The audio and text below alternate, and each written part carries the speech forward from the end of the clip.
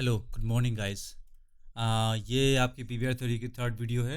Last वाली video से continue करते हैं। इस वाली वीडियो में मैं आपको पेंटर में टेक्सचर करना बताता हूँ थोड़ा सा बेसिक्स में। मतलब ये बेसिक्स के इसी को आप एडवांस लेवल लेके जा सकते हैं करते करते, लेकिन कॉन्सेप्ट यही अप्लाई होता है। मतलब आप किसी भी टेक्सचरिंग की शुरुआत ऐसे ही करते हैं और उसको जिस लेवल तक चाहे जितना रिफाइन चाहे कर सकते हैं। वो आपकी ऑब्जर्वेशन स्किल्स है, आपका रेफरेंस स्टडी है, जिससे आप चाहें उसको जिस लेवल तक चाहें ले जा सकते हैं।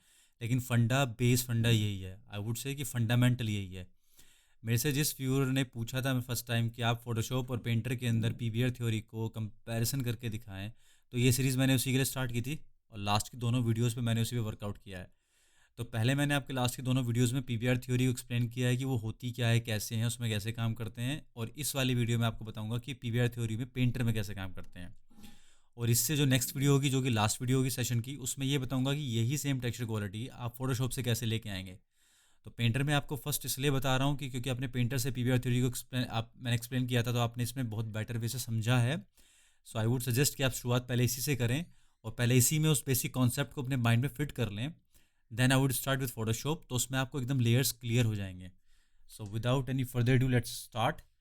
अभी मैंने इसमें यहाँ कुछ लेयर्स बनाई हैं। लेयर्स के अंदर मैं जानता हूँ, मतलब मैं समझता हूँ कि आप सबको बेसिक पेंटर की नॉलेज होगी। अगर नहीं होगी तो बेसिक पेंटर के ट्यूटोरियल्स बहुत ऑनलाइन पड़े हैं, लेकिन जो मैं आपको बता रहा हूँ ये ऑनलाइन आपको नहीं मिलेगा। मैंने क्या किया, जैसे एक मैं छोटी सी मेटल सरफेस क्रिएट की है। ये फाइनल वर्जन नहीं है फर्स्ट ऑफ ऑल कि आप सोचें फाइनली हो गया है और मैंने एक मटेरियल पूरा क्रिएट कर दिया, ऐसा नहीं है। इसमें कुछ चीज़ें एग्जेजरेटेड भी हैं, वो इसलिए कि आपको नोटिस हो जाए आराम से और आपको दिखें कि मैं उसमें क्या काम कर रहा था। लेकिन अगर यही काम मैं अपने टेक्सचर के अकॉर्डिंग करता तो मैं बहुत सटल काम करता। क्योंकि टेक्सचर जो है जितना प्यारा लगेगा वो जितना सटल से काम करोगे, मतलब डिटेल्स जो हैं सटल सटल सटल करके और वेरिएशंस के साथ काम करोगे, वो उतना ही बेस्ट निकल के आएगा। अगर एक साथ डिटेलिंग को पुट करोगे, एक ही लेयर में डालोगे, तो वो निकल के ख़राब हो जाएगा। जैसे कि मैंने इसमें कुछ ग्रंज मैप और स्क्रैचेस वगैरह लगाए हैं, लेकिन आपको बहुत हाईली विजिबल हैं।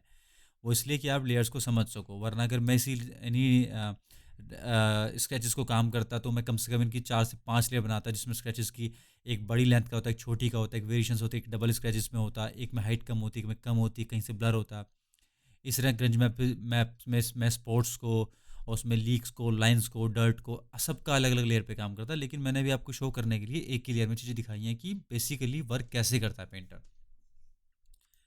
तो अगर आप यहाँ देखें, मैंने जो फर्स्ट लेयर से स्टार्टिंग किया था, मैं आपको एक एक हाइट करके दिखाता हूँ कि एक लेयर में क्या काम हुआ है और कैसे किया, जिससे आप समझ सकें। जब आप पेंटर के अंदर कोई सीन इंपोर्ट करते हैं तो फ्लैट ऐसे आता है। ये फर्स्ट लेयर थी जो कि फ्लैट थी, जिसमें मैंने कुछ नहीं किया, ये फ्लैट लेयर ऐसे ही छोड़ दी। इसके बाद मैंने एक फिल लेयर ली, जिसके अंदर मैंने फिल लेयर के अंदर क्या किया, जस्ट कलर को थोड़ा सा ब्लूइश टोन में हल्का सा, क्योंकि मेटल, अगर मेटलिक की बात करूँ, कोई भी मेटलिक जो कि आपकी आयरन की शीट्स होती हैं, या जैसे आपकी कूलर की शीट है, या आपकी एलुमिनियम शीट्स हैं, या कोई शेड्स है, उस टाइप में ये हैवी मेटल है, उसमें ब्लूइश टोन का ही इफेक्ट होता है। रीज़न क्योंकि स्पेक वैल्यू में लाइक ब्लूइश कलर को ज़्यादा, उसकी वेवलेंथ को कम कंज्यूम करके वो हिट बैक करता है, दैट्स वाई। तो इसलिए मैंने हल्का सा ब्लूइश ले लिया। इस टोन को मैं बाद में चेंज भी कर सकता हूँ, ऐसा कुछ कंपलसरी नहीं है कि मैं अभी इसको रखता, लेकिन आपको अंडरस्टैंडिंग के लिए क्लियर आइडिया होगा कि ब्लूइश टोन का मैटर क्यों था यहाँ पे। उसके बाद जो आपकी वैल्यू है, लाइक आपकी लाइटनेस है, वो आपकी ना तो प्रॉपर वाइट हो। लाइक मैं आपको रेकमेंड करूँगा फ्यूचर में कभी करने के लिए, जो पीवीआर थ्योरी के अकॉर्डिंग एक साइंस रूल से सेट है, 220 से ऊपर वाइट वैल्यू कभी भी ना ले किसी भी चीज़ में, उससे ऊपर वाइट का कोई प्रोडक्ट नहीं होता है इन्वायरमेंट के अंदर। और 40, लास्ट 30 से नीचे कोई भी वैल्यू आप ना लें बिल्कुल भी ब्लैक में, क्योंकि 30 वैल्यू साइंस के अकॉर्डिंग आरजीबी की, कोल की होती है, कोयले की। उससे नीचे ब्लैक कुछ नहीं होता रियल वर्ल्ड के अंदर। रियल वर्ल्ड के अंदर की बात मैं कर रहा हूँ। तो मैंने इसकी एक ये बेसिक कलर बना लिया इसका बेस में, और इसमें मैंने जस्ट एक रेफरेंस चैनल ऑन किया, मेटल। मेटल में जस्ट मैंने इसको एक आया कि एक मेटलिक ऑब्जेक्ट है, मैंने सिर्फ ऑब्जेक्ट की प्रॉपर्टी दी है कि मेटलिक है, जिससे कि अपनी जो लाइट की इंटेंसिटी जो इस पर वर्कआउट करे वो मेटल के अकॉर्डिंग ट्रीट करे। और रेफरेंस में मैंने इसको थोड़ा सा वैल्यू डाल दी है रेफरेंस के अकॉर्डिंग, कि मैंने रेफरेंस ले बढ़ा दी, जिससे आपको ये सन प्रॉपर यहाँ दिखाई दे और आपको हर एक लेयर की इफेक्ट दिखाई दे। मैंने सेकंड लेयर में ज़्यादा काम कुछ नहीं किया, मैंने सेकंड लेयर में जस्ट एक हाइट चैनल ऑन किया है, और हाइट के अंदर मैंने एक ब्लैक मास्क लगा के एक क्लाउड ट्री नाम का ग्रे स्केल लेयर कर दी। उससे क्या हुआ, ये ग्रेन्स बन गए, और इनकी हाइट मैंने यहाँ से सेट की है। अभी 0.04 है, मैं बढ़ा के दिखाता हूँ। तो इससे क्या ग्रेन इफेक्ट आया, क्योंकि मेटल हो कुछ भी हो, इवन अगर आप ज़्यादा बढ़ाएंगे तो उसमें कॉन्क्रीट का फील आ जाएगा, क्योंकि कॉन्क्रीट के अंदर बम्प्स ज़्यादा हाई होते हैं। लेकिन मेटल के अंदर डिपेंड करता है मेटल किस उसका है, उतने ही सटल हो जाते हैं, कितना पॉलिश मेटल है। तो मैंने सटल मेटल को देने के लिए सटल ग्रेन्स काम किया इसमें। मैं एक बार फिर दिखाता हूँ, डेप्थ और हाइट बढ़ा के, लेकिन मैंने सटली काम किया। तो जस्ट आई कीप इट 0.3 के आसपास, ठीक है। इसी वजह से इसमें मेटल में वेरिएशंस आ गई, जैसे यह इससे पिटा हुआ है। तो जैसे कि मेटल हैमर्ड मेटल होता है, इसमें थोड़ा बढ़ा देंगे तो हैमर्ड का फील और ज़्यादा देगा, क्योंकि हैमर्ड मेटल में वेरिएशंस और प्लेनर एंगल्स ज़्यादा होते हैं जो इसमें अब विजिबल हो रहे हैं। हैमर्ड नहीं बनाना तो आप इसमें कम करें, स्मूथ करना, जितना कम करेंगे उतना स्मूथली हो जाएगा मेटल, लेकिन हल्का सा ग्रेन इफेक्ट फिर भी रहेगा। तो मैं भी थोड़ा सा शो करने के लिए हाईलाइट कर देता हूँ उसको, जो आपको दिखता रहे, बस मेन टारगेट मुझे आपको शो करना है। इसके बाद मैंने क्लियर ली, क्योंकि अभी मैं काम कर रहा हूँ चैनल्स, देखो हर एक लेयर के 5 चैनल्स हैं, colour, height, rough, metal, normal. हम करें रफनेस मेटलनेस के अंदर काम। चैनल्स की आपको आई थिंक बेसिक अंडरस्टैंडिंग होगी, अगर नहीं होगी just tell me in the comment box. Next video में मैं आपको इस सेशन के ख़त्म होने के बाद मैं आपको चैनल्स के बारे में डिस्क्रिप्टिवली बताऊंगा कि चैनल्स होते कैसे और वर्क कैसे करते हैं बैक एंड पे। लेकिन अगर आपको बेसिक नॉलेज है तो मैंने अभी हम जब काम करना है मेटल रफनेस पे, तो मेरा मेटल है, रफनेस और कलर, यानी मेरा डिफ्यूज़ और मेटल रफनेस, इसी पे मैंने अलग अलग चैनल्स को अलग अलग लेयर में इसलिए रखा है कि आपको इजीली अंडरस्टैंडिंग हो, वरना मैं सारी एक ही लेयर के अंदर सारे चैनल्स से वर्कआउट कर सकता था। लेकिन अलग लेयर रखने में फ़ायदा ये है कि मैं इनकी वैल्यूज़ को जब चाहे जैसे चाहे ट्विक कर भी सकता हूँ यहाँ से, इसीलिए। अब मैंने नेक्स्ट थर्ड लेयर को अगर मैंने एक्टिवेट किया तो इसके अंदर सिर्फ मैंने रेफरेंस चैनल को ऑन किया है, और रेफरेंस चैनल के अंदर मैंने एक ब्लैक मास्क लगा के एक फिल लेयर के अंदर ग्रंज मैप लगाया है, जो कि वाइप डस्टी है। इस ग्रंज मैप से क्या इफेक्ट आया कि जो ग्रंज मैप जिस शेप का था, यहाँ पे डस्ट टाइप का, लाइक जिस, ऐसा नहीं कि वाइप डस्टी नाम है तो डस्ट का ही इफेक्ट देगा। वाइप डस्टी उसकी वेरिएशन से है। ये ग्रंज मैप जिस तरह का दिखता है, इसमें जिस तरह के पैटर्न्स हैं वो इस टाइप के हैं। और जो वाइट कलर है, यानी कि जो मेरा मेनली वाइट कलर है, वहाँ पे इसमें दिख रहा है ना आपको ब्लैक, मतलब वहाँ पे रेफरेंस वैल्यू उसके ऑपोजिट रहेगी। जैसे कि मैं आपको एक स्लाइडर छेड़ के दिखा देता हूँ। अभी जब मैंने इसके अंदर ये ग्रंज मैप लगाया और मैंने स्लाइडर को एक्टिवेट करना शुरू किया, मैंने रेफरेंस को पूरा घटा दिया, तो देखो वही सारी चीज़ें चमक जाएंगी, ग्लोस। क्योंकि मैंने क्या कहा कि जिस पार्ट में मेरा रेफरेंस ये वाला मैप लगा हुआ है, जितने पार्ट पे लगा हुआ है, उस पार्ट पे रफनेस नहीं होनी चाहिए, मतलब वो बिल्कुल चिकना है, इसलिए हो गया। लेकिन अगर मुझे इस सरफेस की, क्योंकि सारे में ब्लैक एंड वाइट है तो ग्रे स्केल टोन तो पूरे मैप की है, तो इतना तो मेटलिक मुझे चमकाना भी नहीं है। कितना मेटल चमका रहा हूँ, अगर मैं इसको प्लेन पे लेके देखूँ तो आपको अच्छा आइडिया हो जाएगा। इतना मेटल में चमका हुआ है, मुझे इतना नहीं चमकाना है, बहुत ज़्यादा स्पेकल हो रहा है। देखो यहाँ, देखो पूरा सन कितना हैवी दिख रहा है।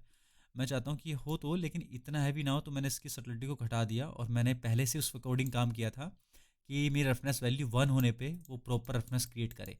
तो देखो अब सन का इफेक्ट मेटल वाला आ रहा है। अगर मैं सन को रोटेट करके दिखाता हूँ आपको, यहीं पास में लाके, आप यहाँ से देख सकते हैं, तो सन का जो इफेक्ट है वो उतना ही सटल है जैसे मेटल पे होता है। कि धूप है, 12-1 बजे का टाइम है, बहुत ज़बरदस्त धूप है, और एक मेटल का ऑब्जेक्ट बाहर धूप में पड़ा है, तो अगर आप साइड एंगल से देखेंगे तो आपको धूप उस मेटल के अंदर, वो सन इसी तरह दिखाई देगा।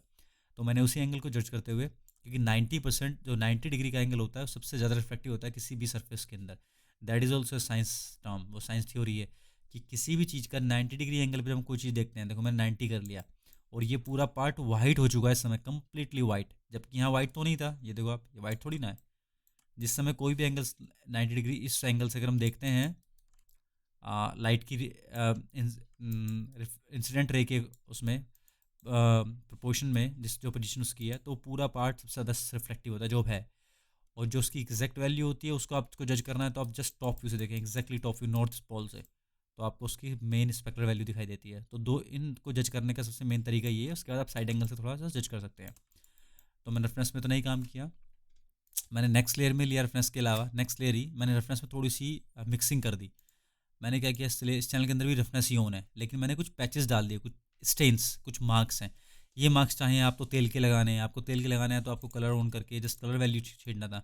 अब ब्लैक करोगे तो ये ऑयल मार्क बन जाएंगे, और आप इसमें जितनी रफनेस है, जो वैल्यू है, इसको आप चिकना कर दो तो ये ऑयल के स्टेन्स लगने शुरू हो जाएंगे कि ऑयली स्टेन्स है, क्योंकि ऑयल में रिफ्लेक्शन ज़्यादा आएगा। अब आप लाइट को रोटेट करेंगे तो आपको दिखाई देगा ये ऑयल स्टेन लग रहे हैं प्रॉपर। अब ग्राउंड लेवल पे देखें इस चीज़ को, ये देखो, तो क्योंकि इनमें स्पेकुलर ज़्यादा आ रहा है, लेकिन मेरा उस समय मोटिव इसको ये बनाना ही नहीं था, तो मैंने सटल इफेक्ट में रखा था यहाँ से, और मैंने कलर को बंद कर दिया। तो मैंने कलर नहीं दिया, मैंने जस्ट मेटल में वेरिएशन दी थी कि एक्सचेंज तो है, लेकिन कहाँ है कि मेटल की शीट का जो कलर कम फैक्ट्री से बनते वक्त था, वो कलर कहीं कहीं से उतर गया है। किस लिए? वेदरिंग कंडीशन से उसमें स्टेन्स आ गए हैं। मैंने उस स्टेन्स के लिए रेफरेंस वैल्यू डाल के स्टेन्स में डाल दिया, स्टेन्स के लिए मैंने ग्रंज मैप डाल दिया, और इस ग्रंज मैप के साथ मैंने एक सब्ट्रैक्ट मोड में डर्ट जनरेटर को ओवरले सब्ट्रैक्ट कर दिया। उसका रीज़न क्या है, क्योंकि अगर मैं ये डर्ट जनरेटर ना लगाऊं, मैं दिखाता हूँ, ये ना लगाऊं, तो स्टेन्स प्रॉपर आपको यहाँ पे, अगर इसमें दिखाता हूँ तो शार्पी इफेक्ट में दिखाई देंगे। लेकिन मैं इसके अंदर थोड़ी वेरिएशन चाहता था स्टेन में क्रिएट करना, तो मैंने डर्ट को लगाया, तो मैंने इसके अंदर हल्की सी वेरिएशन क्रिएट कर दी, जिसकी वजह से इसके खुद के रफनेस चैनल पे थोड़ा लाइनिंग मतलब चेंजेस आ गया, वो प्रॉपर सटल ना दिखाई दे, एक साथ ऐसा ना लगे। आप ये चीज़ें चेंज करना चाहते हैं तो ब्लेंड मोड से खेल के देखें, हर ब्लेंड मोड का अपना अलग मोटिव है। सब्ट्रैक्ट पे किया, अगर मैं इसको नॉर्मल पे करता तो नॉर्मल ये था, नॉर्मल रहता। डट मल्टीप्लाई करता तो मल्टीप्लाई होता, प्रॉपर पूरा इफेक्ट दे रहा है, कंप्लीटली इफेक्ट, कोई वेरिएशन नहीं क्रिएट हो रही, कोई चेंजेस नहीं है पैटर्न्स में। लेकिन मैं चाहता था चेंजेस हों, प्रॉपर ऐसा ना लगे कि ऊपर से पैच डाल दिया है, इसलिए मैंने इसको रखा सब्ट्रैक्ट मोड के अंदर। तो उसमें वेरिएशंस आ गए, ब्रेक हो गया, मतलब सरफेस ब्रेकिंग कर दी। मैं चाहता रेफरेंस वैल्यू यहाँ से कम कर सकता था, इवन मैं चाहता कि मुझे रेफरेंस थोड़ी ज़्यादा हो रही है, ये थोड़े कम दिखाई दें, इतने ज़्यादा ना हो मेरे रेफरेंस के अंदर। तो रफनेस चैनल को ही ऑन करके, सिर्फ रफनेस को ऑन करके मैं इसकी ओपेसिटी को डाउन भी कर सकता था। तो वो पैटर्न रहेगा भी लेकिन बहुत सटल रहेगा, मतलब मैं अपने प्रोजेक्ट के लिए काम करता तो मैं इतना सटल लेके चलता, वो होगा भी लेकिन ब्रेक होगा। और अब एंगल से देखें तो दिखेगा। अगर मैं मेटल सरफेस को जज कर रहा हूँ तो काफ़ी रिफ्लेक्टिव अभी भी है, इसलिए मैं थोड़ा सा जाके इसकी रफनेस वैल्यू को हल्का सा और चेंज कर सकता हूँ, कुछ इस टाइप से। That is better now. तो मैंने आपको यहाँ तक बता दिया डर्ट का। उसके बाद मैंने इसमें थोड़ा सा काम किया स्क्रैचेस में, मैंने फ्लैट स्क्रैचेस मार के दिखाए हैं आपको, कोई मतलब रियलिस्टिक नहीं है लेकिन लगते कैसे हैं, काम कैसे। मैं स्क्रैचेस के लिए ऑन करता हूँ, मैं चैनल्स में गया तो देखो सिर्फ मैंने यहाँ पे colour height roughness channel on किया है। कलर किस लिए, स्क्रैचेस का कलर थोड़ा दिखाई दे, अगर मैं इस कलर को नहीं भी दूंगा तो भी चलेगा, क्योंकि फिर कलर उसी शीट का दिखाई देगा। लेकिन होता क्या है, जो जब स्क्रैच कहीं पड़ता है तो वो कलर हमेशा लाइट होता है, क्योंकि वो वहाँ से मेटल खुनेच के निकलता है, और वहाँ से उसके हटने से, पील ऑफ होने से वो नीचे कलर हल्का लाइट होता है। इसलिए मैंने इसमें कलर वैल्यू डाल के थोड़ा सा वाइट टोन दे दिया था, कि वो थोड़ा सा हाईली विजिबल हो जाए गेम एसेट के हिसाब से, वो दूर से जब दिखे तो थोड़ा विजिबल स्क्रैचेस हैं, वरना वो थोड़ा सा विजिबल होने में कमी करेंगे। देखो अगर मैं दूर से एसेट देख रहा हूँ तो इतना विजिबल नहीं है स्क्रैचेस, लेकिन अगर मैं इसमें कलर डाल देता हूँ तो स्क्रैचेस अपना काम कर रहे हैं कि हाँ दिख रहे हैं। दैट्स वाई, क्योंकि हमें गेम पर्सपेक्टिव से चीज़ों को समझना है कि गेम इंजन के अंदर चीज़ें दिखाई दें। प्लेयर गेम खेल रहा है तो उसको दिखाई तो दे कि मैंने एसेट में कुछ काम किया। So sometime we have to exaggerate the details without any reason, तो मैंने यही काम यहाँ किया है। उसके बाद मैं हाइट मैप की बात करता हूँ। मैंने रेफरेंस में क्या किया, इसको रेफरेंस में मैंने रेफरेंस चैनल के अंदर जाके मैंने यहाँ गया, ग्रेन स्क्रैचेस डाले, स्क्रैचेस डाल दिए, स्क्रैचेस मैंने यूज़ कर दिए यही वाले जो स्क्रैचेस थे, थोड़ी वैल्यू मैंने सेट की, और इस वैल्यू की रफनेस को फिर मैं यहाँ से जैसे चाहूँ छेड़ सकता हूँ। मुझे बिल्कुल रफर चाहिए, मैंने 1 कर दिया, ये बिल्कुल रफनेस में है, मतलब ये उल्टे हो गए। लेकिन मुझे इनमें ग्लॉसीनेस चाहिए तो मैंने इधर कर दिया, मैंने समथिंग 0.3 के आसपास रखा था इसको, थोड़े से ग्लॉसी भी दिखाई दें। उसके बाद रफनेस, जब भी कोई चीज़ आपकी मेटल पे पील ऑफ, मतलब कोई स्क्रैच पड़ता है, या आपने चाबी घुमाई या कोई लोहे का औजार कुछ भी आपने टूल यूज़ किया जिसकी वजह से स्क्रैच पड़ा, अब वो हल्का सा डेप्थ तो देगा ना, इसलिए मैंने हाइट डाली थी, इसी रीज़न से मैंने हाइट किया था। मैं थोड़ी ज़्यादा डाल के दिखाता हूँ, ये देखो ऐसे, क्योंकि जब स्क्रैच पड़ेगा रियलिस्टिक वे से वो कुछ ना कुछ डालेगा, और इसका फ़ायदा ये होगा कि जब मैं स्क्रैचेस डालने के बाद इसका एओ और कर्वेचर मैं बेक करूँगा तो उसके नॉर्मल्स जो हैं, इसके नॉर्मल जो स्क्रैचेस के नॉर्मल्स हैं, हाइट से नॉर्मल क्रिएट होगा। अगर मैं आपको चैनल्स में दिखाता हूँ तो अभी यहाँ पे बेस कलर रफनेस में ये रहे आपके, एंड इसकी भी चैनल्स की बात मैं कभी करूँगा, अगर आपको समझना है, आपको नहीं पता है तो मैं करूँगा। मैंने हाइट मैप के अंदर ही दिखाया नॉर्मल हाइट मैप मैक्स, लेकिन जब मैं इसका हाइट मैप दोबारा बेक कर दूंगा तो ये डिटेल चली जाएगी नॉर्मल्स के अंदर, और नॉर्मल से निकलेगा मेरा एम्बेड एक्लूजन और कर्वेचर, जिसकी वजह से मैं स्क्रैचेस पे भी हाईलाइट और डर्ट का काम कर सकता हूँ, क्योंकि जहाँ पे स्क्रैचेस होते हैं वहाँ पे डर्ट ज़्यादा घुसती, क्योंकि गड्ढा बन चुका है तो डर्ट जाएगी, सफाई तो होगी नहीं, वो कहीं टिक जाएगी जाके, या किसी भी तरह का वेदरिंग इफेक्ट सबसे ज़्यादा इफेक्ट करेगा वहाँ पे जो चिपकने वाला होगा, जो मिट्टी जैसे गीली मिट्टी चिपकने वाली।